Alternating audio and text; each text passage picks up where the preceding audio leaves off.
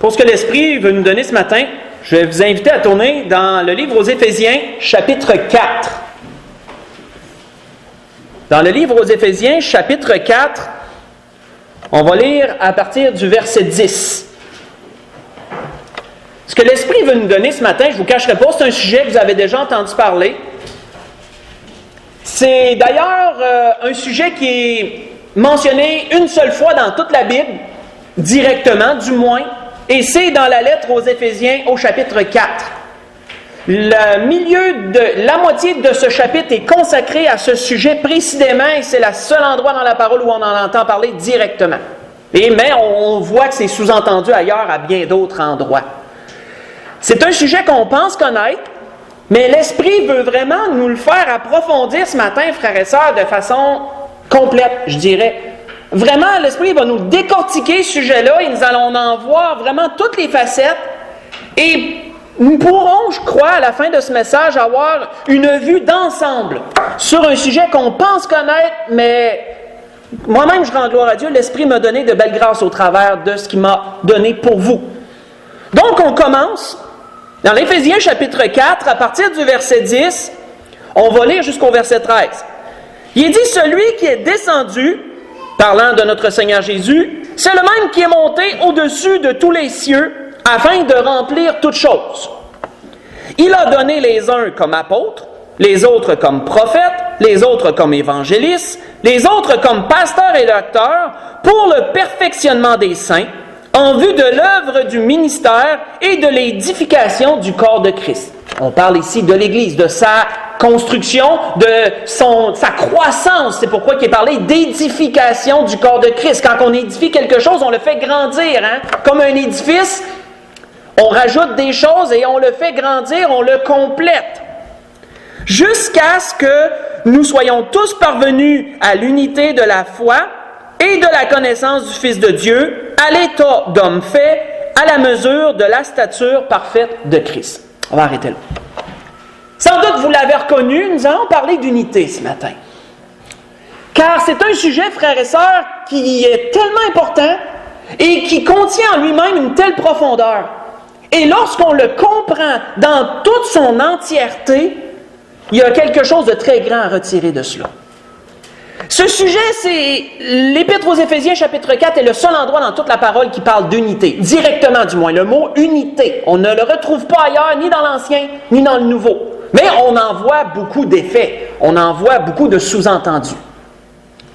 Il nous est parlé premièrement quoi ici? Il nous est parlé de l'œuvre du Seigneur, de son Église qui est venue lui-même racheter par son sang, par son sacrifice, l'œuvre qu'il est venu faire ici-bas, ensuite il est remonté dans les cieux et il a envoyé son esprit pour former l'Église. Il nous parle ici des différents ministères qui constituent l'Église.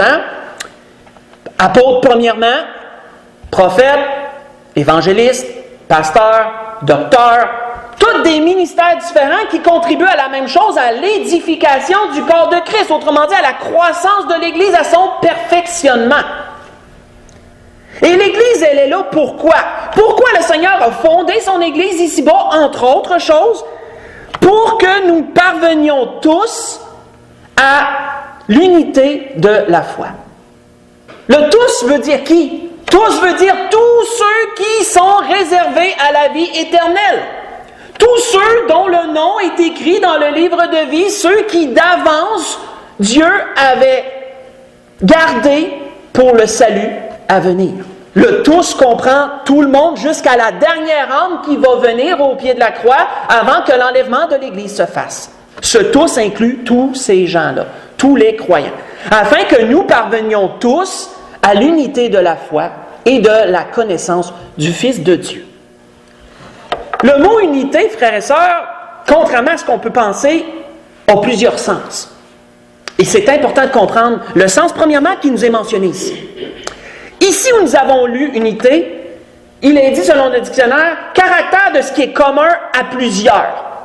Donc, lorsque plusieurs personnes pensent une même chose, on dit qu'ils sont dans l'unité. Parce qu'ils ont tous une pensée commune, qui les rejoint tous. L'Église, elle est là pourquoi? elle est là pour amener tous les croyants à l'unité de la foi, à tous avoir le même bagage de connaissances en ce qui concerne la foi, en ce qui concerne la connaissance du Fils de Dieu. Imaginez 30 secondes, l'Église est un peu comme une école dans ce sens-là, si on fait une image. Imaginez 30 secondes qu'il n'y a pas d'institution scolaire et que là, chacun reçoit un livre chez eux et il est dit, étudiez ce livre-là au courant de votre jeunesse et lorsque vous allez être rendu à l'entour de 17-18 ans pour aller sur le marché du travail. Mais aucune école, aucun standard de rien. Chacun grappille par-ci par-là dans le livre, puis dans ce qu'il trouve alentour, puis après ça, aller travailler comme médecin, aller travailler comme ingénieur, aller travailler comme ci, comme ça. Je pense qu'on peut en convenir que ça n'aurait aucun sens, ça ne marcherait pas. Pourquoi? Il n'y a pas de standard. Il n'y a pas de standard. Il n'y a pas rien qui amène les gens à avoir une pensée commune. L'école sert à ça. Que nous enseignons les mathématiques, que nous enseignons, mettons au Québec, le français, nous apprenons des standards qui unissent tout le monde. Dans les mathématiques, on apprend qu'un plus un fait 2, etc. On apprend les multiplications, additions, soustractions. De sorte que peu importe à qui vous parlez au Canada, du moins même ailleurs dans le monde, ils vont savoir qu'un plus un fait 2. C'est un exemple simple. L'Église sert à amener les gens à la foi. Veut dire quoi? À comprendre tout ce qui concerne le Fils de Dieu. Qu'est-ce qui sauve? Qui autre que l'Église amène cela? Qui autre que l'Assemblée des Saints amène cela? Le Seigneur a fondé son Église afin qu'elle grandisse et que d'autres croyants puissent s'y ajouter. Le Seigneur a établi des ministères, pasteurs, docteurs, dans le but d'amener un standard commun à tous. Qu'est-ce qui sauve? Et qui est le Fils de Dieu? La connaissance de notre Seigneur Jésus. L'Église, d'un point de vue, est là pour ça comme une école.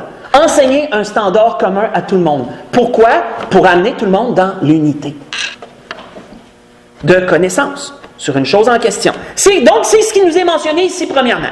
Amener tous à l'unité de la foi et à la connaissance du Fils de Dieu dans le but de la maturité spirituelle. Dans le but de la maturité spirituelle, puisqu'il nous est dit à l'état d'homme fait. Un homme fait, on pourrait dire que c'est un adulte. Il ne se développe plus, dans le sens que il est grand, genre qu'il ne grandira pas plus. Il a atteint son maximum de croissance, puis après ça, il continue dans ce sens-là. À l'état d'homme fait, à l'état de maturité spirituelle. À la mesure de la stature parfaite de Christ, à l'image de notre Seigneur et Sauveur Jésus. Nous voyons dans la parole, frères et sœurs, ce fait. Il nous est mentionné, entre autres, lorsque l'apôtre Paul écrivait aux Romains, faites juste écouter, il leur a dit ceci, il leur a dit « Car je désire vous voir, pour vous communiquer quelques dons spirituels, afin que vous soyez affermis. Ou plutôt, dit-il, pour se reprendre, afin que nous soyons encouragés tous ensemble au milieu de vous, par la foi qui nous est commune. » Par la foi qui nous est commune, à vous et à moi. Vous voyez ça dans Romains chapitre 1, versets 11 et verset 12. Que disait-il par la foi qui nous est commune? Ça veut dire quoi? On a la même chose. On a la même foi. On croit à la même chose. Cette foi nous est commune, ça apporte l'unité. Parce qu'on pense la même chose. On a le même bagage. On a la même connaissance. On voit que l'apôtre Paul disait cela également à Tite, en lui disant ceci. Lorsqu'il lui a adressé sa lettre, il a dit à Tite, « Mon enfant légitime en notre commune foi. » Tite 1, verset 4. Et dans d'autres endroits dans la parole, on le voit. Donc, c'est un premier constat. Le Seigneur est venu pour sauver. Il a fait des apôtres qui, eux, ont communiqué la foi. L'Église s'est fondée. L'Église s'est structurée, s'est construite. C'est édifié. Avec les apôtres est venu des prophètes du Nouveau Testament. Il y en a eu dans l'Ancien, mais les prophètes du Nouveau Testament avaient un ministère légèrement différent. On pourrait plus les rapprocher aux pasteurs. Il y a eu les évangélistes, pasteurs, docteurs, ce qu'on connaît, docteurs de la loi, etc. Dans le but d'amener un standard que la personne qui veut savoir en ce qui concerne la foi, l'Église est là pour ça. Amener une personne au pied de la croix, ça commence souvent par l'Église. Un témoignage à la maison, hein, puis la personne après ça est invitée à l'Église, et là, le Seigneur lui parle à travers du ministère établi, du pasteur, et tout. Et là, elle parvient à l'unité de la foi, et ensuite la connaissance du Fils de Dieu, etc., etc. Mais frères et sœurs, comment cela s'établit-il? Continuons. Éphésiens chapitre 4, mais voyons, reculons au verset 4. Comment cela s'établit-il? Comment s'établit-il une unité en ce qui concerne la foi commune, mettons, ou la connaissance commune? On voit qu'il nous est dit à partir du verset 4, « Il y a un seul corps, disait l'apôtre Paul, et un seul esprit. Comme aussi vous avez été appelés à une seule espérance par votre vocation. » Il continue en disant, « Il y a un seul Seigneur, une seule foi, un seul baptême, un seul Dieu et Père de tous, qui est au-dessus de tous, parmi tous et en tous. » Arrêtons là. Je crois que vous avez remarqué, il y a un mot qui revient souvent, petit mot, le mot « un ». Hein? Qu'est-ce que l'apôtre Paul établissait avant de parler de foi commune? Il établissait qu'il y a quelque chose d'unique. Il y a un seul corps, un seul esprit, une seule appel, vocation, un seul Seigneur, une seule foi, un seul baptême, et etc., etc. Nous parlons aussi d'une autre définition de l'unité. Car unité veut dire aussi caractère de ce qui est unique par opposition à la pluralité. Imaginez qu'il serait enseigné 10 façons différentes d'être sauvé. Mais imaginez, je n'ai pas dit que c'était ça comme de raison. Et que là, après ça, on demanderait aux gens d'être dans l'unité. Est-ce que cela serait possible? Non. Parce que certains adopteraient telle façon, certains diraient non, c'est telle façon qui est vraie, certains diraient non, c'est telle façon qui est vraie, de sorte que nous n'aurions rien de commun entre nous. Parce qu'il y aurait une pluralité d'options. Donc, qu'est-ce qui amène l'unité commune? C'est le fait qu'il y a quelque chose d'unique, frères et sœurs. C'est le fait qu'il y a quelque chose qui est un seul. C'est une base, c'est un centre sur lequel le restant gravite. Comprenons bien ce que je dis ici. L'Esprit, ce qu'il veut nous donner ce matin, frères et sœurs, c'est profond, là. On décortique l'unité pour bien comprendre ces choses. Donc, l'apôtre Paul établissait qu'il y a un seul esprit, un seul corps, une seule Église, autrement dit. Qu'il y a une seule foi, qu'il y a un seul baptême, il n'y a pas différentes façons d'être sauvé, il n'y a pas différentes façons d'être baptisé, il n'y a pas différentes foi, il y a un seul. C'est unique. Et c'est pour ça qu'il peut y avoir quelque chose de commun. Par la suite, l'unité commune vient. Premièrement, parce qu'il y a quelque chose d'unique, ce en quoi on se base. Un centre. Donc, l'unité, pour s'établir, prend un centre. Ça prend quelque chose. Pas plusieurs choses. Une seule chose. Et c'est là que l'apôtre Paul établissait cela. On voit que d'ailleurs, dans la parole, il y a aussi établi ce fait. Les apôtres ont apporté cette unité, cette chose unique. Ils ont établi les bases. On voit que l'apôtre Pierre a rendu un témoignage après avoir reçu l'Esprit, après avoir prêché à bon nombre de gens. Il a dit, il n'y a de salut en aucun autre, car il n'y a sous le ciel aucun autre nom qui a été donné parmi les hommes par lesquels nous devions être sauvés. Qu'est-ce que l'apôtre Paul disait? Qu'est-ce que l'apôtre Pierre disait, excusez-moi? Il n'y a pas 50 façons d'être sauvé, il y a un qu'un nom, c'est Jésus. Donc, il y a quelque chose d'unique, il y a unité ici. Unité, remarquez, vient du mot « un ». Unité vient du mot « un ». Vous voyez ça dans Acte 4, verset 12 en passant, ce que je vous ai lu. On voit que l'apôtre Paul, lorsqu'il parlait à Timothée, lorsqu'il exhortait Timothée, allait dans le même sens. En lui disant ceci, car il y a un seul Dieu et un seul médiateur entre Dieu et les hommes, Jésus-Christ homme, qui s'est donné lui-même pour la rançon de tous. C'est là le témoignage rendu en son propre temps, disait-il. 1 Timothée 2, verset 5 au verset 7. Donc, frères et sœurs, nous comprenons quoi jusqu'à présent? Qu'est-ce qui est important de retenir? C'est que ça prend une unité pour apporter l'unité. Okay? Ça prend quelque chose d'unique, ça prend un centre, ça prend une base sur quoi on s'appuie pour que l'unité puisse se faire, l'unité commune. Qu'on puisse penser la même chose, ça prend une chose. Si on nous offre 50 choses, on ne pensera pas toutes la même chose.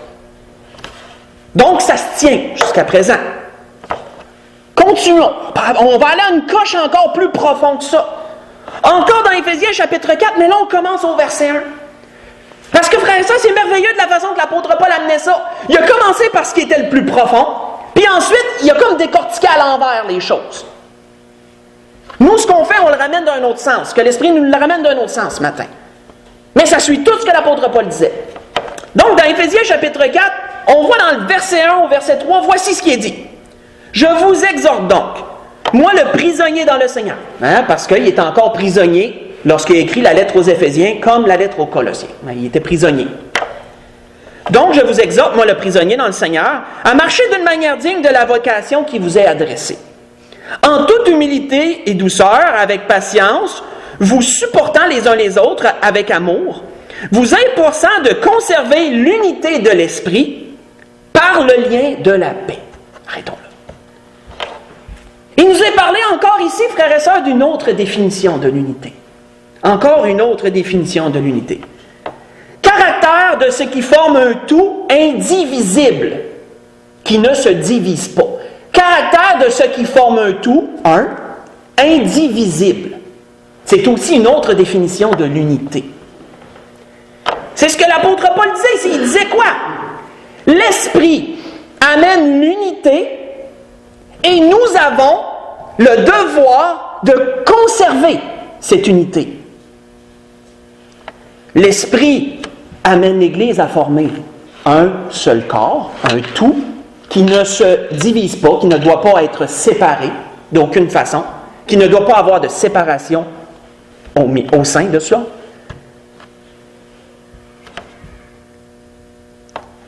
On voit que l'apôtre Paul avait dit d'ailleurs encore ce fait aux Romains. Il avait apporté ce même fait aux Romains en leur disant ceci, car comme nous avons plusieurs membres dans un seul corps, et le corps humain est tellement le meilleur exemple pour illustrer cette définition-là de l'unité, comme nous avons plusieurs membres dans un seul corps, et que tous les membres n'ont pas la même fonction, ainsi, nous qui sommes plusieurs, nous formons un seul corps en Christ. Et nous sommes tous membres les uns des autres.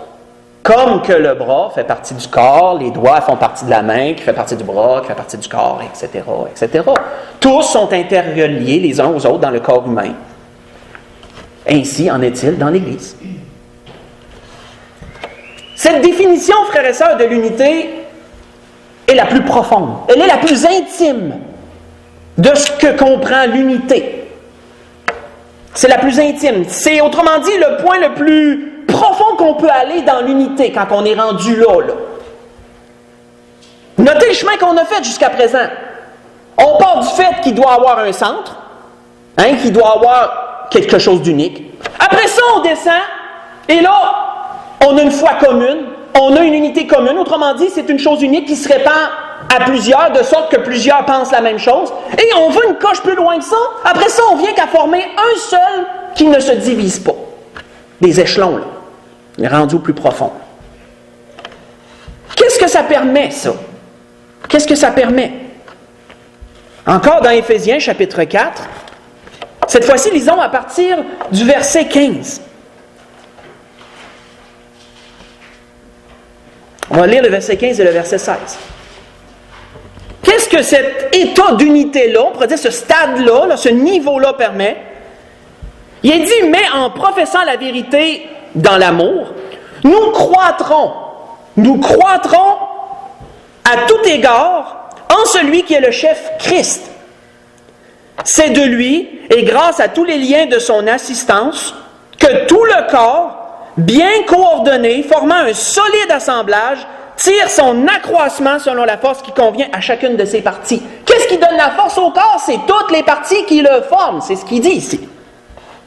Et il s'édifie lui-même dans l'amour. Qu'est-ce que cet état d'unité apporte? Elle apporte la croissance. Elle apporte l'évolution. Ça l'avance quand c'est rendu là. Ça l'avance. Les choses avancent.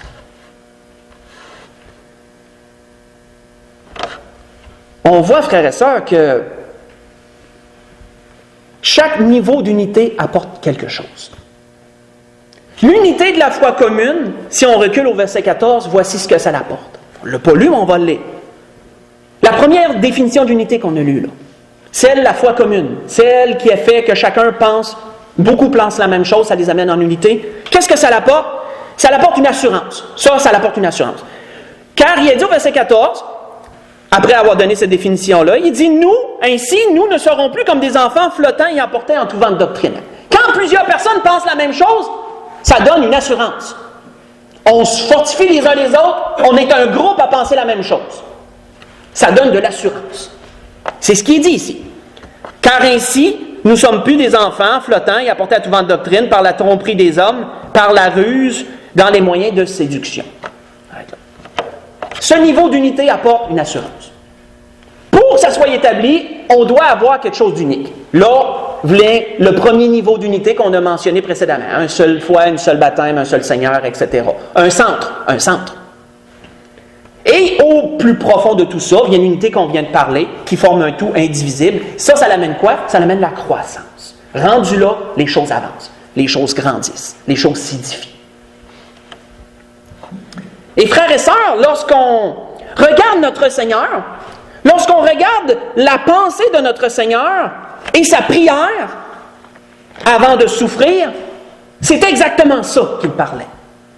Faites juste écouter, voici ce que le Seigneur disait. Le Seigneur, dans sa prière, a dit « Je ne suis plus dans le monde, et ils sont dans le monde, et je vais à toi. Père Saint, garde en ton nom ceux que tu m'as donnés, afin qu'ils soient un comme nous. » Et il disait plus bas encore dans sa prière, « Ce n'est pas pour eux seulement que je prie, mais encore pour tous ceux qui croiront en moi par leur parole, afin que tous soient un, comme toi, Père, tu es en moi, et comme moi, je suis en toi, afin qu'eux aussi soient un en nous, pour que le monde croie que tu m'as envoyé. » Ce que je vous ai lu, c'est dans Jean chapitre 17. J'ai lu le verset 11, verset 20, verset 21. Quelle était la prière de notre Seigneur? Que les croyants parviennent au niveau le plus profond de l'unité. Qu'ils deviennent tous un. Et là, le Seigneur donnait son exemple. Comme moi, je suis en toi, comme toi, tu es en moi, et que nous formons un tout, indivisible. Que les chrétiens parviennent à ce niveau-là d'unité. C'est la prière de notre Seigneur. Qu'ainsi, et le Seigneur le savait, que lorsque ces choses deviendraient de cette façon-là, ça deviendrait un moteur de croissance. Parce que rendu là, les choses avanceraient, l'œuvre du Seigneur avancerait. Qu'est-ce qui garde cela? Parce qu'on a le devoir, lorsqu'on parvient à ça, on a le devoir de le conserver. Lorsqu'on y parvient, qu'est-ce qui garde cela? L'apôtre Paul disait aux Éphésiens, par le lien de la paix. Qu'est-ce qui est la colle qui garde cette unité-là à ce niveau-là? La paix, l'amour, qui amène l'harmonie, qui amène l'inter-échange, etc., ce qui amène la dépendance les uns aux autres. La paix, l'amour qui amène l'harmonie, qui amène la bonne entente, etc.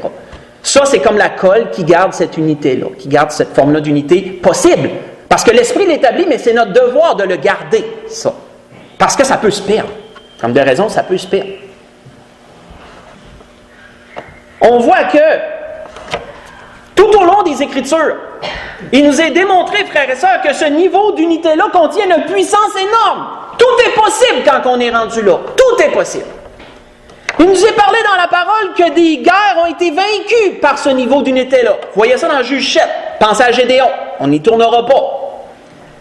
Il nous est parlé dans la parole que des ruines ont été reconstruites avec ce niveau d'unité-là. Pensez à Esdras, où ils ont reconstruit le temple de Jérusalem. Pensez à Néhémie, où ils ont reconstruit la muraille et la ville, qui n'était que ruine et désolation. Quand on est rendu là, tout se fait. Il n'y a plus rien n'est possible.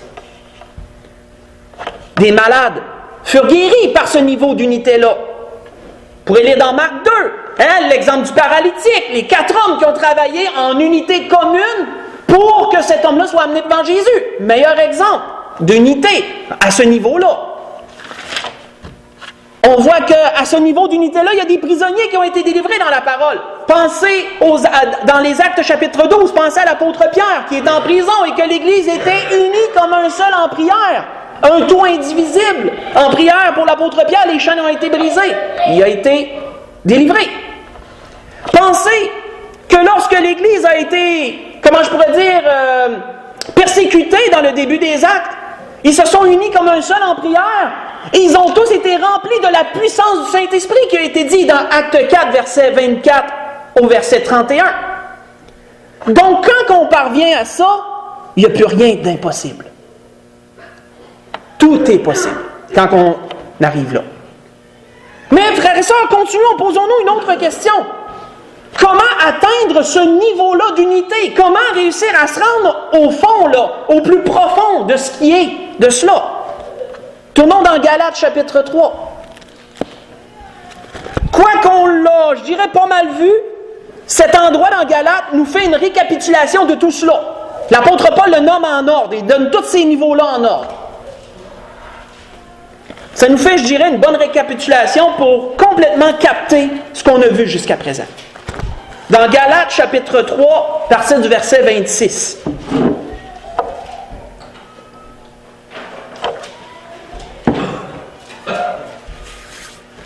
Dans Galates chapitre 3, on va lire du verset 26 au verset 28.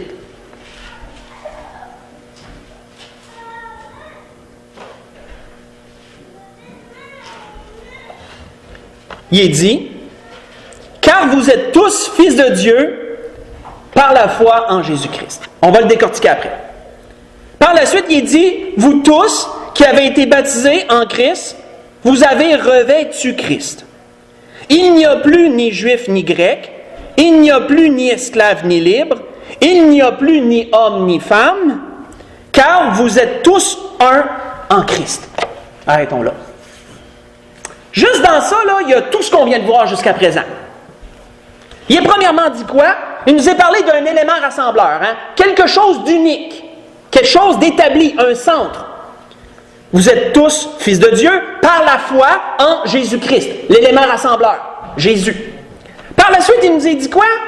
Que ça devient commun à plusieurs. On entre en unité parce qu'on pense la même chose. Il nous est dit par la suite, car vous tous qui avez été baptisés en Christ, vous avez revêtu Christ. Et il dit quoi? Il n'y a plus ni juif ni grec. Il n'y a plus de pluralité. Là. Il n'y a plus de plusieurs.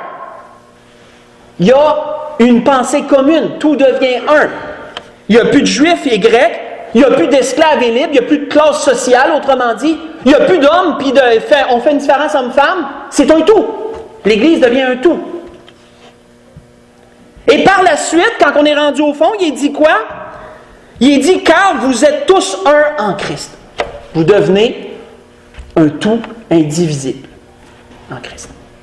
Tout ce qu'on vient de voir. Et il a été établi par Dieu que Jésus-Christ, comme on le sait, est l'élément qui produit une unité profonde et durable.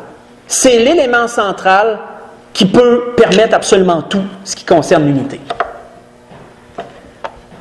Tant qu'il y a un centre, il y a l'unité. Lorsque ce centre-là n'est pas là, il y a division. Il peut y avoir division, ça ne marchera pas. Mais frères et sœurs, on va aller encore plus loin. L'Esprit veut nous amener encore plus loin que ça. Parce qu'il y a unité extérieure, mais je ne sais pas si vous avez déjà entendu parler d'unité intérieure. Et là, on va rentrer là. Tournons dans 1 Thessaloniciens 5. Parce que, frères et sœurs, avant de parler d'unité extérieure, autrement dit d'unité en ce qui concerne d'autres personnes, on doit parler d'unité intérieure en ce qui nous concerne. Parce que le Seigneur vient premièrement apporter ce type d'unité à chacun d'entre nous pour que l'unité commune ou toute autre forme d'unité devienne possible. Ça commence à l'intérieur de chacun de nous. Parce que contrairement à ce qu'on peut penser, avant que Christ vienne habiter dans nos cœurs par la foi, on n'a pas d'unité intérieure. Il nous est dit, dans 1 Thessaloniciens chapitre 5, verset 23, jusqu'au verset 24, il nous est dit que le Dieu de paix vous sanctifie lui-même tout entier. Hein? Autrement dit, tout entier, c'est toute la personne en entier, là, qui vous sanctifie tout entier, qui vous purifie tout entier. Ça concerne quoi, ça? Et que tout votre être, et il le répète encore, c'est quoi tout votre être? L'esprit, l'âme et le corps soit conservé irréprochable lors de l'avènement de notre Seigneur Jésus. Celui qui vous a appelé fidèle, c'est lui qui le fera. Frères et sœurs, il est merveilleux de comprendre que lorsque nous recevons Christ dans nos vies, le Seigneur vient apporter l'unité intérieure. Là où l'âme, quoique dans le corps, mort au péché, séparé de Dieu, sans force, tout ce qui nous est dit ailleurs dans la parole, lorsque le Seigneur vient, réconcilie l'âme avec le Père lorsqu'on le reçoit comme de raison par la foi, ce qui est unique, on voit les échelons là, lorsqu'on le reçoit par la foi, le Seigneur vient apporter quoi? Il vient apporter une unité commune dans le corps même. Là où l'âme devient, comment je pourrais dire, avec sa force, le corps et l'esprit viennent qu'à former un. C'est le but de chaque chrétien. Que d'établir l'homme spirituel, l'homme mature. Ça veut dire quoi? C'est l'esprit, c'est notre âme qui dirige, elle-même régénérée par Dieu, la tête suit, puis le corps suit. Et tout ensemble, si les trois suivent, mais ça fait l'unité. On pense, on dit, ben oui, mais il me semble que c'est facile. Non, pas si facile que ça. Parce qu'on peut être divisé en nous-mêmes. Parce que si on est des chrétiens qui deviennent plus charnels, bien là, le corps va aller quelque part, puis l'esprit va aller ailleurs. Hein, l'apôtre Paul en parlait aux Galatiens d'ailleurs. Il leur disait, hein, la chair et l'esprit, là, ils n'ont pas les mêmes vues. Il n'y a pas d'unité. Mais le Seigneur vient établir l'unité intérieure. C'est ce que le Seigneur vient établir. Premièrement, pour que l'unité extérieure se fasse ensuite avec les autres qui nous entourent. Donc, c'est quelque chose de grand de comprendre ça aussi. Et frères et sœurs, il en est de même pour nos couples, il en est de même pour nos familles, il en est de même pour l'Église.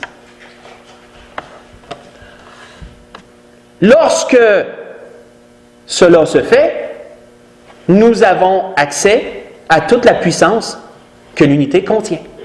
Lorsqu'une personne est en paix avec Dieu, en paix avec elle-même, qu'elle se sent vraiment unie de corps, d'âme et d'esprit, cette personne-là est capable de tout.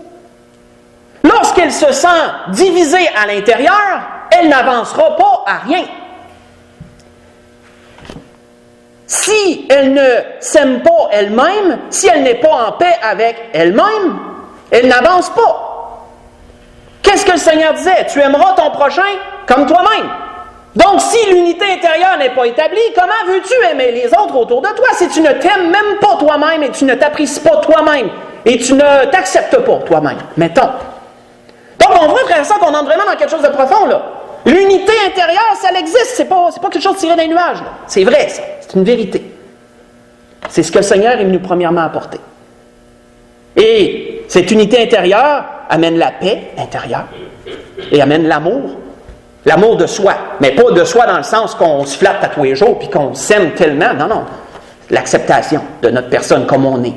Autrement dit, on a des forces, on a des faiblesses. On peut s'améliorer. Mais si, mettons, je suis grosse, je suis petite, si, mettons, je suis grande, je suis mince, peu importe. L'acceptation de soi. Hein? Ça, c'est l'unité intérieure. C'est comprend tout. La paix, l'amour, l'acceptation de soi. Lorsqu'une personne atteint ça, elle est capable d'avancer dans la vie. Il n'y a rien qui la bloque. Elle avance. C'est la même chose dans nos couples. L'unité dans nos couples commence par quoi? Une chose unique, une pensée qui rassemble, qui est crue par chacune des parties. Hein? Là, on entre en unité commune, qui amène à former un seul tout indivisible. Et là, quand on est rendu là, le couple avance. Le couple est fort, etc., etc. C'est vraiment, frères et sœurs, profond. Et c'est le secret, c'est une clé. Dans tous les cas. C'est la même chose dans les familles. C'est la même chose dans l'Église. Christ nous rassemble, la foi, la connaissance du Fils de Dieu, hein, ça nous rassemble toutes, parce que c'est unique, ça nous rassemble. Et l'Esprit amène quoi? D'amener l'Église à former un tout indivisible. Et là, on avance comme un seul. Et on garde ça par la paix, l'amour, l'harmonie, etc., etc. Et qu'est-ce qui arrive lorsque ça se fait pas, lorsque quelqu'un, mettons, pas capable ou autre, d'entrer dans ça? Je donne un exemple. On voit que Salomon avait dit un proverbe qui résume bien cela. Il y a un proverbe qui résume bien cela. Où Salomon disait, celui qui se tient à l'écart cherche ce qui lui plaît. Il s'irrite contre tout ce qui est sage. Proverbe 18, verset 1. Donc, s'il y a quelqu'un qui n'est pas capable d'entrer dans l'unité, qui se pose la question, est-ce qu'il y a une pensée commune? Ou sinon, s'il cherche quelque chose à part, cherche-tu qu'est-ce qui lui plaît? C'est comme ça dans un couple, ça peut être comme ça dans une famille, ou ça peut être comme ça dans l'Église. Vous êtes à tous les niveaux. C'était ce que l'Esprit voulait nous donner ce matin. L'Esprit, comme vous l'avez vu, l'unité, on pense souvent que c'est simple, mais on peut aller beaucoup, beaucoup plus profond que ça là-dedans. Et ça comprend beaucoup de choses. Et quand on capte tout cela, c'est une puissance. C'est une connaissance, c'est une puissance. Il y a une puissance à aller chercher là-dedans. Tournons dans Matthieu chapitre 19 pour conclure. Dans Matthieu chapitre 19, et voyons ce que le Seigneur a dit, ce qu'il a déclaré à propos de cela.